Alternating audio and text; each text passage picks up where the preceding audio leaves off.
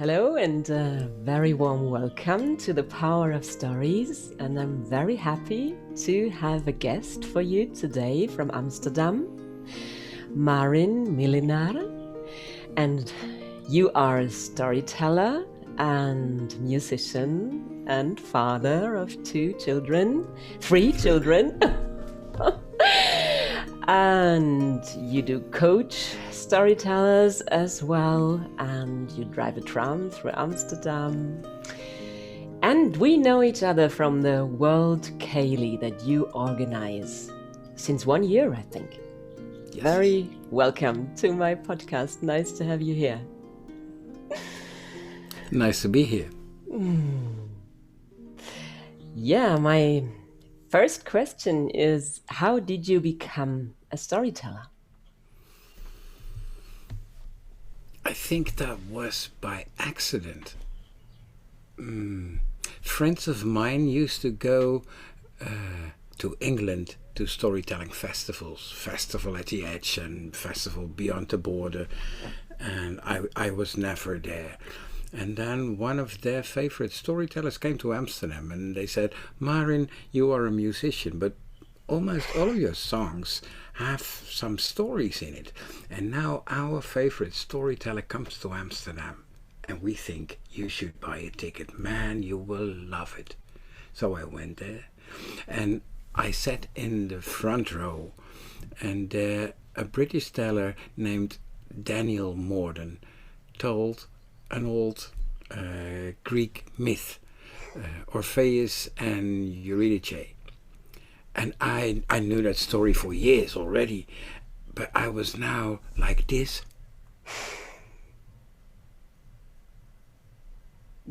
For over an hour. And then we had to go back, and it was by ferry, and it drizzled. I remember that very clearly, and everyone was under a roof, and I was there at the bow door, and I started crying, and I never cry. And suddenly I thought, I'm 49 years old, and I know what I want to do with my life. I gave myself a pledge that I would take 10 years to become the best storyteller that I had in me. I mean, not better than Annika or not better than anyone else, but the best version of me as a storyteller. So I took that 10 years, did every course and training that I met, and I spent about 25 hours a week on storytelling and practicing the guitar in music that could accompany the stories. So now I'm at the 10 years. So somehow it worked out. And that is a bit funny because I was a school dropout. I was never one for learning. And now for the first time ever that I promised myself, this is what I'm going to learn. I did it without a week of pauses.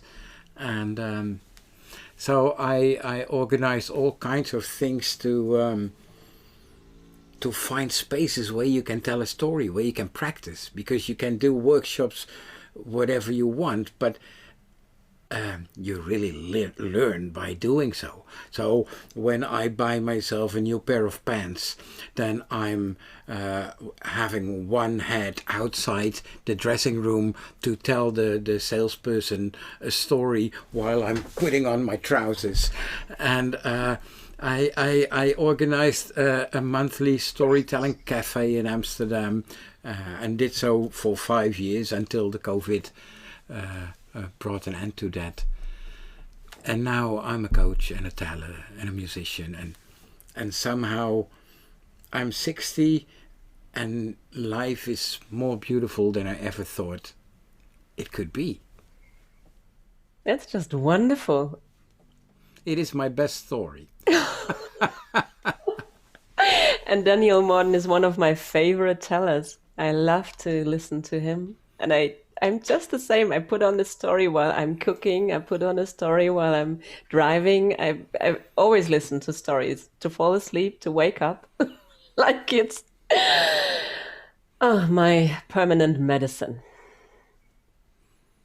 Can you explain what a Ceilidh is? Because people keep asking me, and I have some explanations, but it's nice to have someone here too who maybe really Well, knows. well, maybe I don't know because there was a person in Ireland that first gave me a message. Oh, so nice that you come up with a real Irish Ceilidh. So I answered, no, it's not an Irish Ceilidh, it's a world Ceilidh. And then he said, well, I'm prepared to come and listen and tell a story. And I said, well, if there is time enough. So the wheel, I worked with a sort of a wheel of fortune before. If the wheel picks you, then you can tell a story. And he was so angry with me. That is not a Ceilidh, and why do you use the word Ceilidh if you use a wheel of fortune? So I think that I make a different kind of Ceilidh. And well, I looked it up in the internet. I don't think Ceilidh is a trademarked word. It is an old, if I'm right, Gaelic word, and it is like a meeting where people can dance and sing and tell stories and poems around the fire. But it's not a place where you perform, it's a place where you share what you do. So I perform in front of an audience, in front in a theater or in front of, well, I don't know, in a library or in a school, and that's a performance. Where there's the audience and I'm here and they expect me to go through hoops to enjoy them or to teach them something.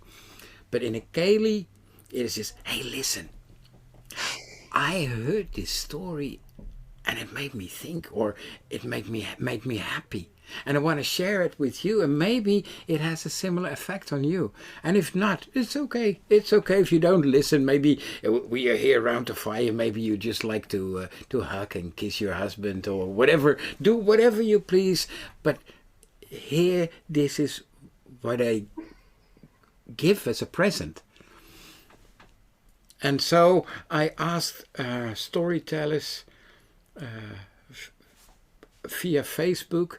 I wrote to about 7,000 storytellers last year, and I said, listen, now we have the COVID, and what I miss most is the festivals.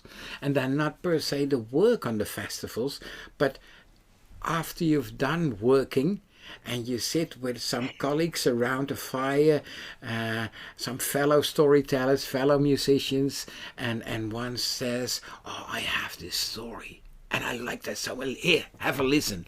And then someone else, after the story, takes up the guitar and says, oh, I have a song that fits just that. I would like to try to do so on Zoom. Would you like to accompany me? So from that 7,000 people, about 800 people said, oh yeah, I would like to be informed about that. And from that 800 people, there's about 20 that come every week. So it's not that successful. It is not a huge, large thing going on, but we do have a story from Mexico City and a story from Istanbul, and then me in Amsterdam playing a song, and there's a lady from Buenos Aires who starts a story, and a guy from Mumbai starts a story, and this lady in Tokyo, she says, oh, it's in the middle of the night, but I'm so happy that I can be part of this. And that is amazing, touching. It is bigger than I thought it could be, and it's more beautiful than I thought it could be. And now it is so beautiful that here the COVID rules changed. So if I would want to, I could open my storytelling cafe again, and I'm asked to do so. But actually, it's the same time as the World Ceilidh. And in my storytelling cafe, I had people with that came from, 50 kilometers around Amsterdam. They came to my storytelling cafe. And it was very nice, and we ended it with a large dinner together in one large table where everyone could talk about the stories they just heard. But now with the Ceilidh, I'm in contact with the whole world. And that still moves me a lot. Even after a year, every week I moved and wow, and next week it's again and again. That is so cool. So even when I go on a holiday, I have my laptop with me, because we're not going to miss a World Ceilidh, do we? Wow. Okay, so you were expecting short answers, but never ask a storyteller to say something in 3 words, right? It is very, very heartwarming to be there. And I was so surprised. And you really encouraged me also to do my online training, because I experienced it can be heartwarming. It can be connecting. And this is what you create there. And it is really beautiful. But maybe you need another date for your people or for the Ceilidh. There will be a solution. How do you learn your stories? How do you practice? Well, I have different kind of stories. So I have some short stories that came from anecdotes about what happened in the tram during my work or something. And I have stories that I heard from other storytellers, and I have stories that I get from books. And a story that I've been working about a year on, there was a story that came from a book written by Hermann Hesse, the Austrian-German writer from last century, the early 1900s. And he had that story in a fairy tale book, and it was called Augustus, and it was one of my favorite stories for a long time. So I ended a training after a 3-year course, and I needed a longer program to show what I could do, and then for the first time actually I thought, I first want to know what I want to tell with the story, and then I'm going to pick the story to tell it with. And then I realized that when I was young, when I was a kid, I wanted everyone just to love me. And that should be free love. You shouldn't do anything to get that love. And when anyone would feedback me, I would be angry, or if I felt not seen or whatever. And then I became a little older, and then I thought, no, love is something that you should give, and then when you give it, you get it back in return.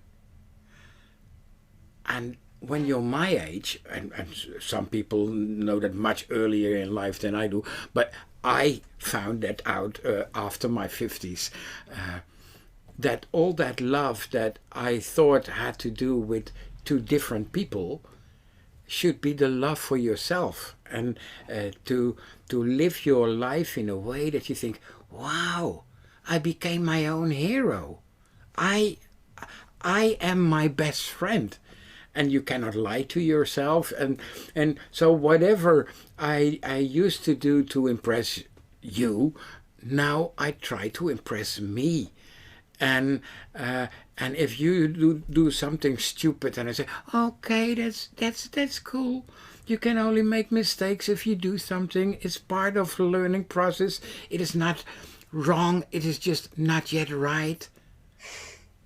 Now I do that with myself. And I wanted to find a story for that, because I don't know if it's a saying in English, but it is so close in front of you that you look over it and you don't see it, because you look for love far away. So then I found that story of Hermann Hesse, and there were most parts that I really liked, but there were also parts that I thought, well, I don't feel a connection with it. And then I try to analyze it, and I try to see, okay, what is the meaning of it in the story? If I get it out, is the story still there? No, it needs something there. So what I did, I made parts of my own life and put it in the story as if it wasn't me that went through it, but August. And now August is me, but you look at August, but it is me. And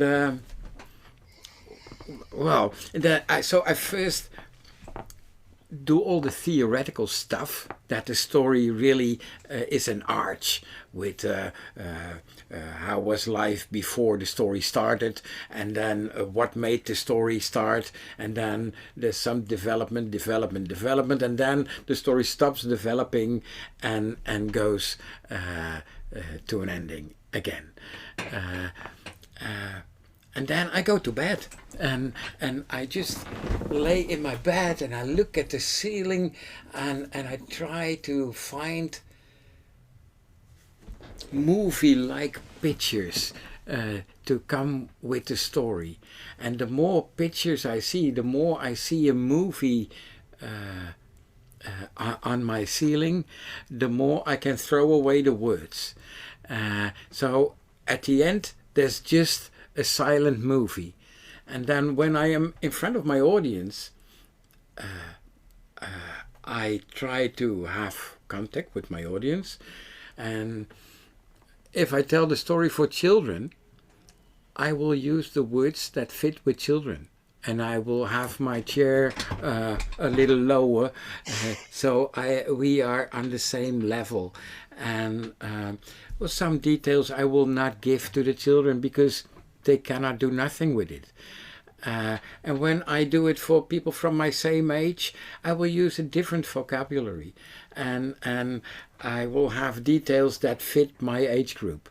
And when I tell it for elder people, I will use again different words, and somehow the cemeteries that are in the story or the buildings that are no longer existing, they become more important in the story, because that's what the elder people like to see, to remember. So it is seeing the story and seeing the audience and seeing yourself at the same time, and that is your thing. Yeah. And it makes it harder when you tell online on Zoom. Yeah. Because I can see your face, but now, for instance, at right this moment, I look at your face, but we don't have eye contact. And somehow, if I no longer look at your face, but I look in the camera, then you think, oh, now I have eye contact with Marin. But in fact, I don't see you. I just see a tiny black hole. Yeah, and I know you're behind that black hole. So if I tell stories on Zoom, I, instead of looking at the images on the screen, I look in the camera to feed you, and then I look at you so you can feed me, and then I go back to the camera again to feed you, and back to you to feed me, and I think that then you can have that intimacy. There's just a latency, there's a delay. I mean, when you tell in a theater, I would not look at you all the time. You would feel very awkward if I would. That you divide your attention to everyone, so everyone has the feeling that that story is especially told. Yes, for you. Oh, thank you. It's definitely time for a story, I think. You promised me to tell one. I'm so happy. I'm looking forward to it already. It's one of your favorites, one of your oldest. or as long as you tell stories, you have it with you? Yeah, it is actually a story that I got free when I went to a demonstration day for a storytelling course, a very expensive course that I paid already thousands of euros, and then there was this open day, and I told everyone, "Oh, is it nice? Is it nice? I'm gonna do this. I'm gonna do this." It's 10 years ago, right? And then one of the trainers told this story. And at the end, hey, did you like it too? Cool. Maybe we are in class together here. It's cool, right? And then a week later, I got an email. I'm sorry, there's not enough subscriptions. We're gonna send you back the money. The course is cancelled. But the story, I still have it. Yes. And it's called Cucarachitta.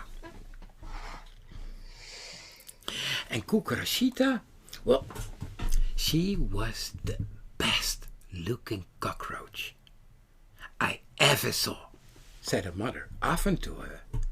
And that's true. She was an amazing cockroach with both her antennae the same length, and none of them were crooked. And all of her legs were synchronized in good sets. And her shields were shining. And her eyes were round and black. But when Cucarachitta looked in the mirror, she saw a cockroach. She hated cockroaches, like everyone. So she lived in a dark cellar, and she never came out while there was anyone outside. So the shoppings, she only did them at night. And luckily the supermarket was open all hours. And then she would go with her shopping bags. Well, here we have Albert Heijn. What kind of supermarket do you have there, Annika? Fineberg. And is there by Fineberg, is there for the customers, if you have paid your bill, is there maybe a board where people can hang their own personal advertisements? Yes. Well, it was in her supermarket too. And that was a treat she gave herself every time, because she hated to do shoppings, because people might see her. But now she did her shopping, she paid the bill, and she went to the board. Cleaner wanted. No. Guitar lessons, no. Learn to speak Arabic. Nah. Are you not happy with how you look? Do a complete makeover. Nah.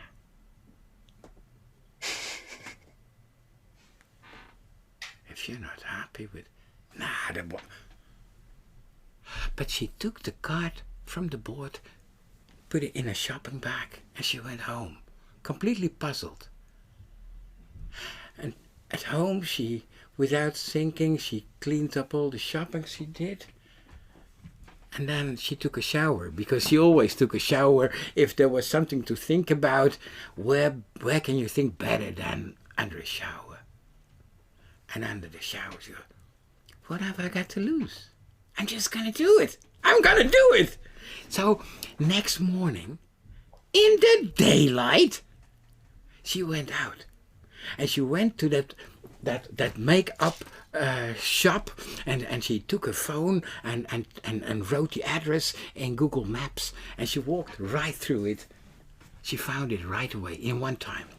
And she went there and she got a cup of coffee, and they asked her what she wanted. And she wanted the whole treatment.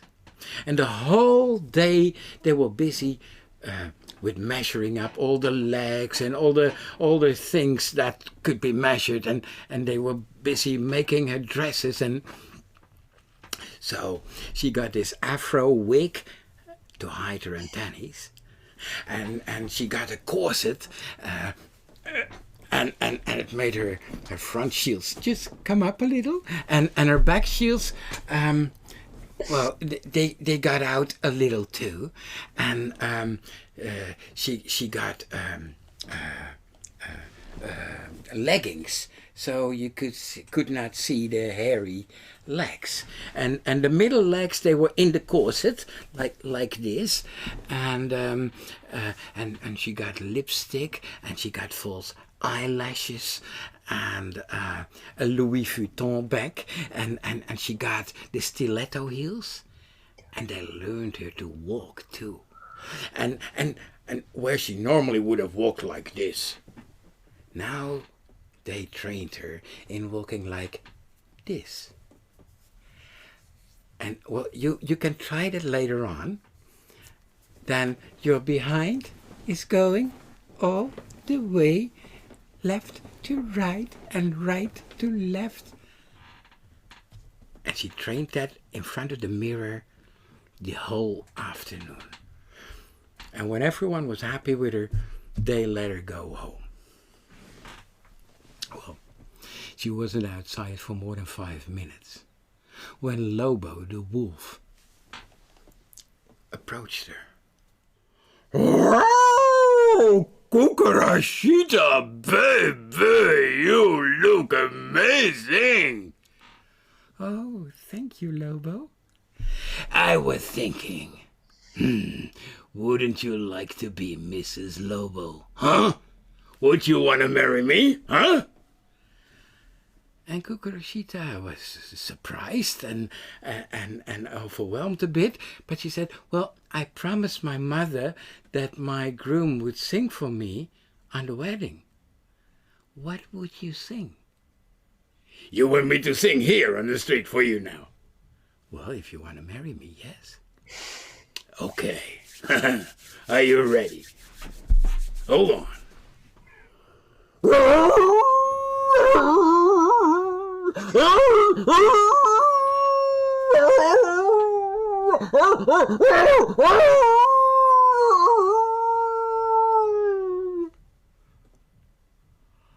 Ah, Mr. Lobo. Boy, do I like that. You have another fan. But my mother, she is from Allgäu, and there we are a little more conservative, and I'm sorry, she will not like it if my groom will sing that. But I will come to your next concert. You'll have a fan. Well, okay. So they split. And Cucarachitta walked on a little more happy after her first success. And she passed an alley, and out of that alley came a huge cat, a one-eyed cat with a broken tail and lots of scratches in its fur. "Hi! I'm Jack Cucarachitta, baby. Oh, what if you would become my wife and we make lots of little cat roaches? Would you like that?" And Cucarachitta said the same thing she had said to Lobo the wolf. So she asked him to sing. Just a second.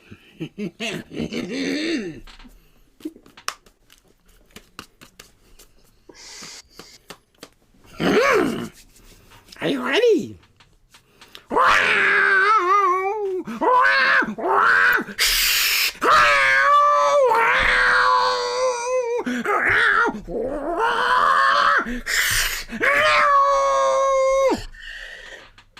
Oh, Jack, that came in. That was amazing. But, well, I had to say a similar thing to Mr. Wolf. I am from Allgäu, you know, and, well, we are a little more conservative there. My mother will not like that. But I'm your fan. Well, Jack didn't really understand how there could be anyone that would not like it. But he accepted, and he wished her well, and he went on. And after his second success, there started to come some trust in herself, and she started slowing her pace. And then there was a little brownish greyish rat. And it was a little short-sighted, had a good smell, and of course Cucarachitta was sprinkled with all kinds of, I don't know, perfumes and eau de cologne.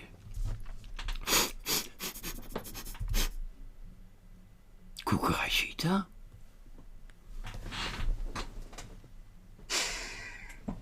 You look lovely, and you smell great. You look happy.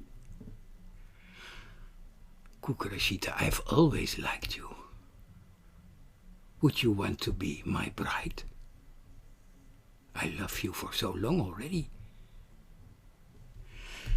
Well, Cucarachitta, she was not so fond of him. He looked just a little grey, brownish, and he was nothing special, she thought. But she thought, well, I made Lobo sing and I made Jack sing, so I give him the opportunity too. You want me to sing here? On the street? Can I use my guitar, please? And that was okay.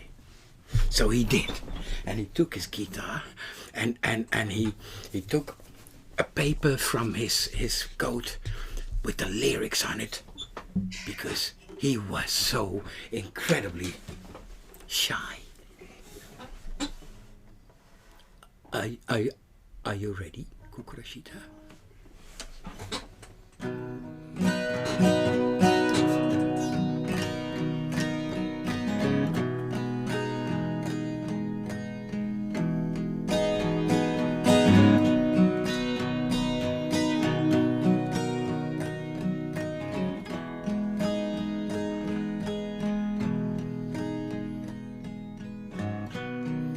You are so beautiful to me.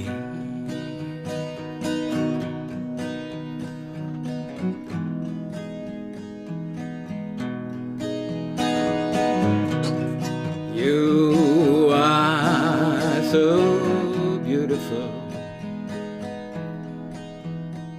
to me. Can't you see?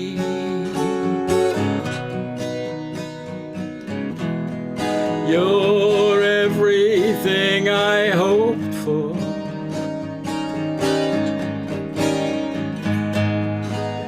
You're everything I need.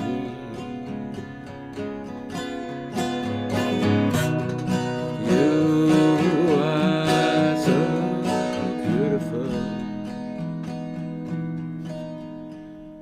to me.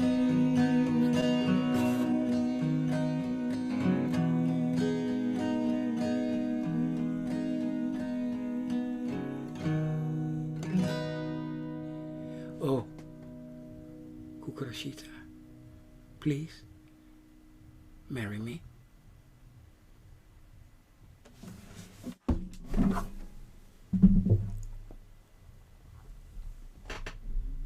Ready?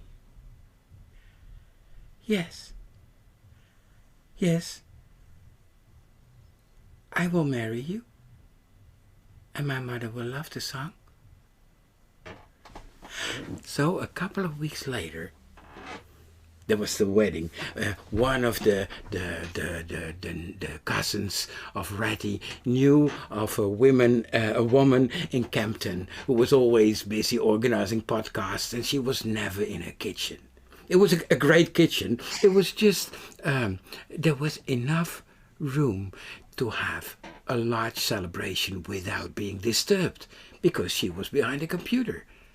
So all the rats and all the cockroaches came to Campton, and they danced on the sink and under the sink and in the sink and in the bin and under the bin and on the floor and in the cupboards. It was a huge party.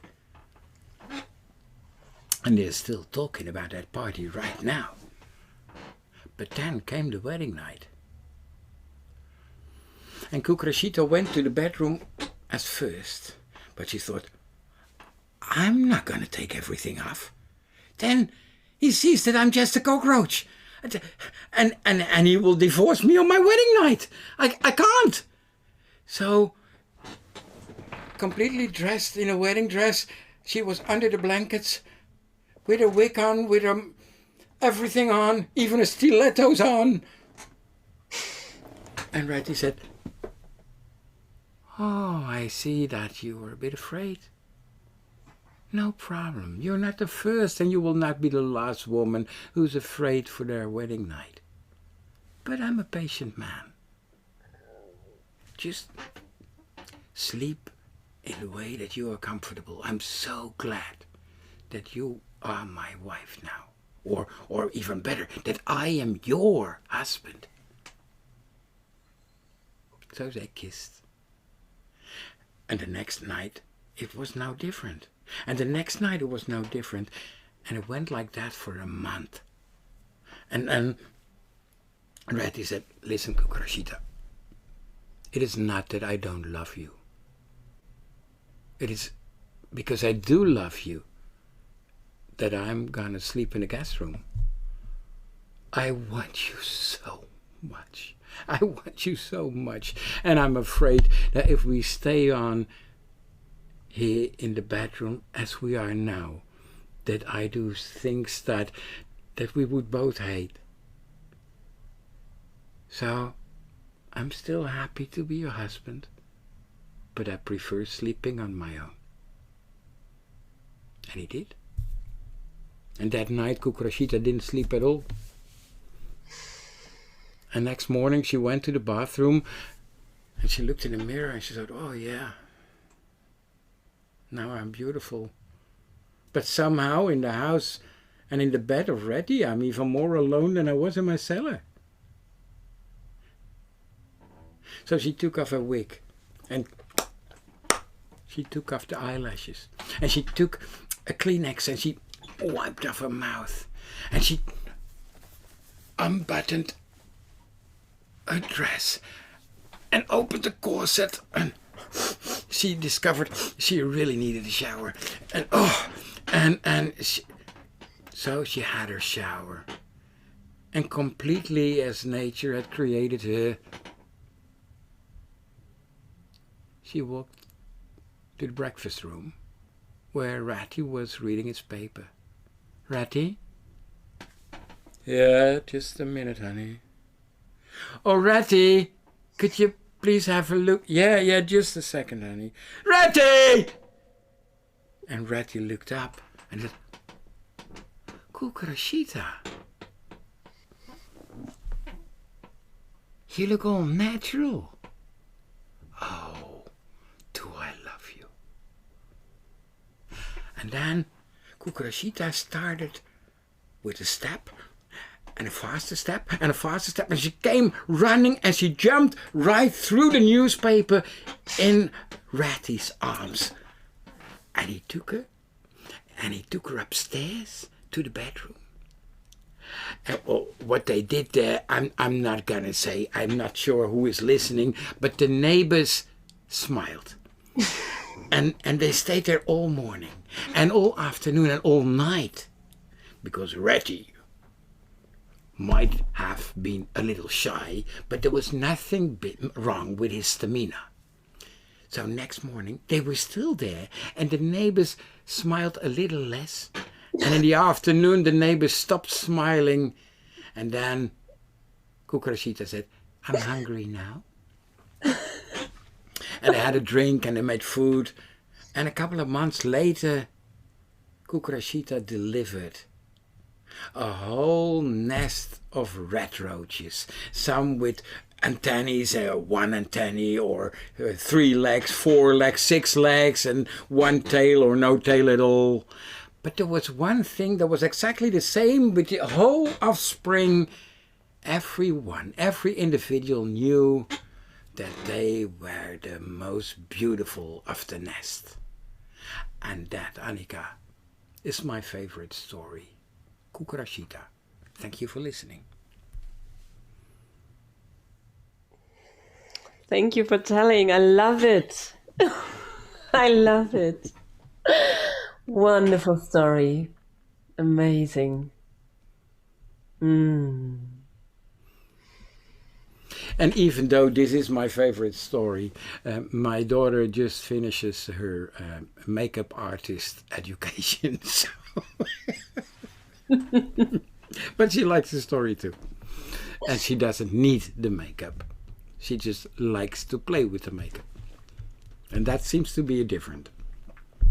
Sometimes she goes out without makeup. So heartwarming, beautiful story. And this is also your innermost expression. It's like embracing people just as they are. Yes, I think. Well, you told her I'm a tram driver too, and when nowadays it's not as busy as it used to be, but in Amsterdam there's a lot of people, and sometimes I see over 1,000 people in a minute on the streets, and everyone is just a little different.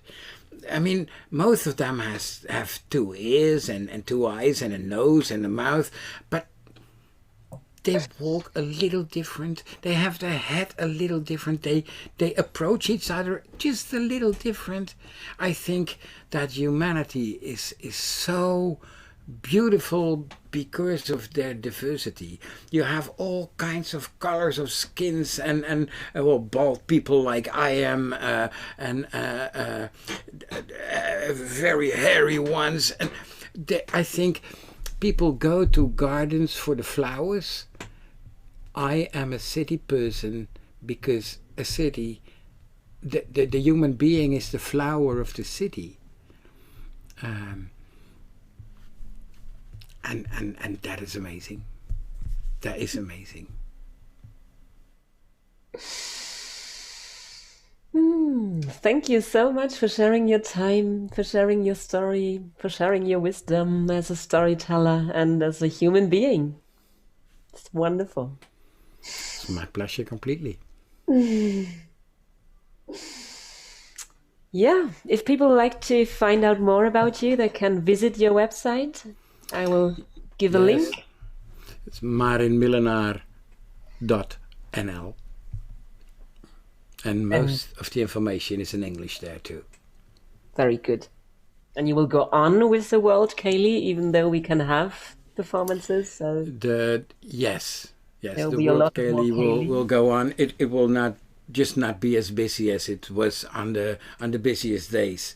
I mean, 6 months ago we had 70 people at the same time, and now we usually are 15 till 20 people, which is actually maybe even nicer. It is more intimate, and you don't have 3 pages that you have to scroll through to see everyone. Now in one look you can see everyone who's there, and that gives it the feeling of a small band of friends from all over the world. Yeah, And it's that's like amazing. sitting at the fireplace together, really.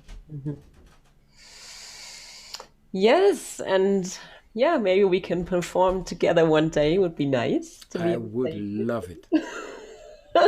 I would love it. Yeah. So have a good time. Enjoy life. Who will be your guest on your next podcast? You know I that don't know already? yet. Okay. I think I have a speaker who speaks 15 languages. I'm asking him to come and say hello and goodbye in Arabic and Hebrew and French, and yeah, that will be fun. Good. Well, it was an honor to be in your, I was almost going to say show, but I hope it wasn't a show. But in your program, and good luck. Thank you so much. I felt seen, and I felt the space to show what I like to show. Thank you. Thank you. See you soon.